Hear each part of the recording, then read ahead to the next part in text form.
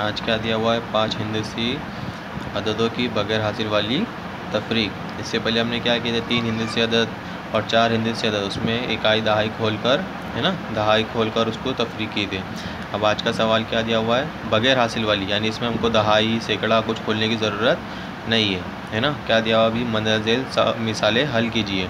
अब पहला सवाल क्या दिया हुआ है, 10,000 के मकाम पर है 1, यानी 10,000, हज़ार के मकाम पर है 7, यानी 7,000, 10 और ये 7 हो गए 17,000, और ये 400, 17,400, और ये है 32, 17,432। इसमें तफरीक करना है।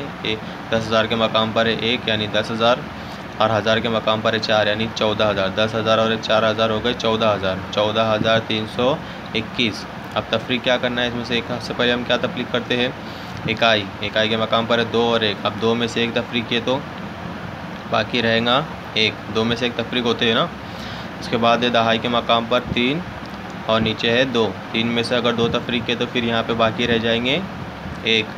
अब 4 में से अगर 3 तफरीक किए तो यहाँ बाकी रह जाएंगे वे 1, है ना। अब हज़ार के मकाम पर है 7, नीचे है 4।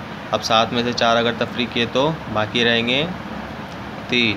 अब 1 में से 1 तफरीक हो गया तो क्या बचेगा, सिर्फ 0, है ना। दूसरा सवाल है 30,000 और ये 4, 34,000, 34,566, 34,566। अब नीचे है 10,000 और 3,000, यानी 13,000, 13,256। अब इसमें इकाई के मकाम पर है 7 और 6, 7 में से 6 तफरीक होते हैं। 7 में 6 तफरीक करें तो यहाँ पे आएंगे 1। 6 में से 5 भी तफरीक होते हैं, 6 में से 5 तफरीक है तो यहाँ रह जाएंगे 1। अब 5 में से 2 भी तफरीक होते हैं, 5 में से 2 तफरीक है तो बाकी रहेंगे 3। 4 में से 3 तफरीक भी होते हैं ना, 4 में 3 तफरीक है तो यहाँ पे रहेंगे 1।